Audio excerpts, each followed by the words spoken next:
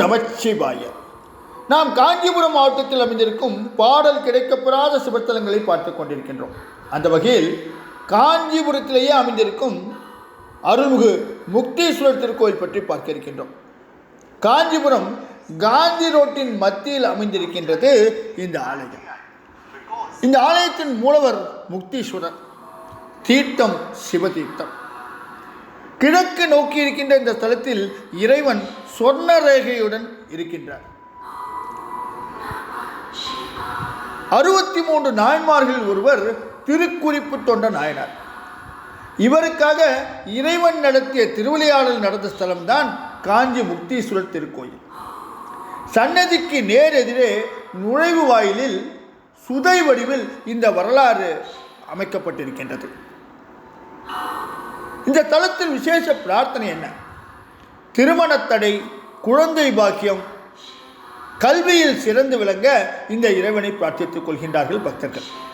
நேர்த்திக்கடனாக சுவாமி அம்பாளுக்கு அபிஷேகம் செய்தும் வஸ்திரம் அணிவித்தும் நேர்த்திக்கடனை நிறைவேற்றிக் கொள்கின்றார்கள். இந்த தலத்தின் பெருமை என்ன? மூலவர் முக்தீஸ்வரர் சனி பகவானும் சூரியனும் இறைவனை வணங்கும்படி காட்சியளிக்கின்றார். கிழக்கு நோக்கி இருக்கின்ற இந்த ஸ்தலத்தில் இறைவன் சொர்ண ரேகையுடன் இருக்கின்றார். எனவே இவரை வணங்குவோருக்கு ஏராளமான செல்வம் கிட்டும் என்பது நம்பிக்கை. கருடன் தன்னை வருத்திய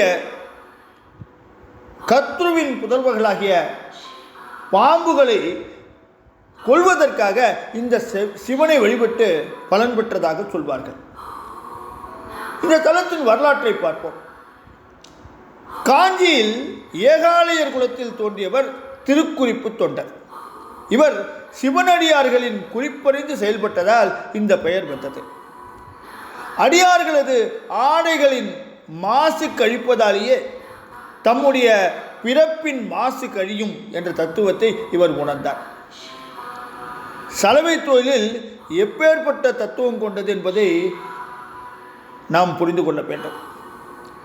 தங்கள் ஊருக்கு சிவனடியார்களின் துணிகளை வெளுத்து கொடுக்கும் பணியில் ஈடுபட்டார் இவர்.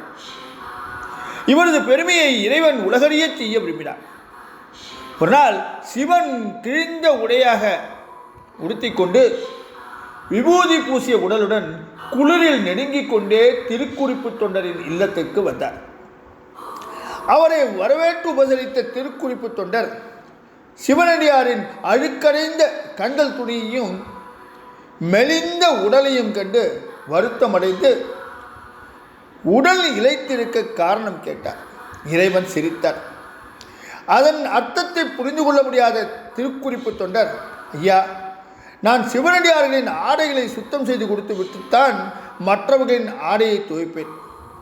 எனவே தாங்கள் தங்களது உடையை கொடுத்தால் உடனே சுத்தம் செய்து கொடுத்து விடுகின்றேன் என்று பணிவோடு கேட்டார்.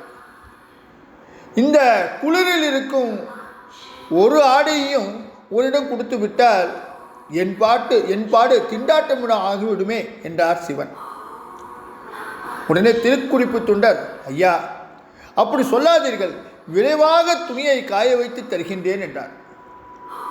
இன்று மாலை பொழுது சாய்வதற்குள் துணியை வெண்மையாக்கி என்னிடம் தந்துவிட வேண்டும் என்று கூறி துணியையும் கொடுத்தார் சிவன். பின்பு வருண பகவானை அழைத்து புயலும் மழையுமாக வீசச் சொன்னார். தொண்டர் கலங்கி விட்டார். மழை நின்றபாடில்லை.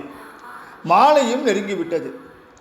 சிவனடியாருக்கு கொடுத்த வாக்கை காப்பாற்ற முடியாமல் போனதே என்று வருந்திய தொண்டர், கொடுத்த வாக்கை காப்பாற்றாமல் வாழ்வது எவ்வாறு என நினைத்து துவைக்கும் கல்லில் தலையை மோதிக்கொண்டு உயிரோட தயாரானார். அதற்கு மேலும் சோதிக்க விரும்பாத இறைவன் துவைக்கும் கல்லிலிருந்து தன் கை நீட்டி தொண்டரின் தலை மோதாமல் தடுத்தார்.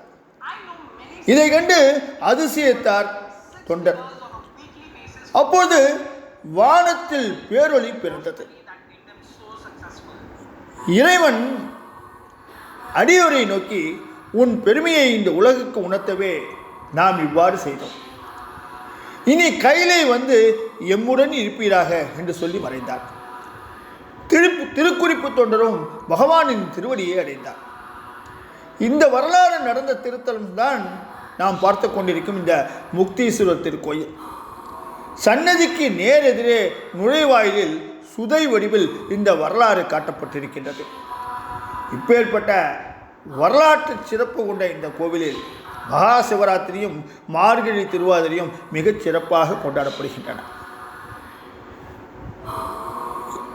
இப்பேற்பட்ட இந்த ஆலயத்தை நீங்களும் கண்டுகளித்து சிவகடாட்சம் பெற எல்லாம் உள்ள இறைவனை வேண்டி இந்த உரையை தோடு முடிக்கின்றேன். நாளை காஞ்சி மாவட்டத்தில் இருக்கும் வேறொரு பாடல் கிடைக்கப்பெறாத சிவஸ்தலத்திலும் உங்களை சந்திக்கின்றேன். ஓம் நமச்சிவாய.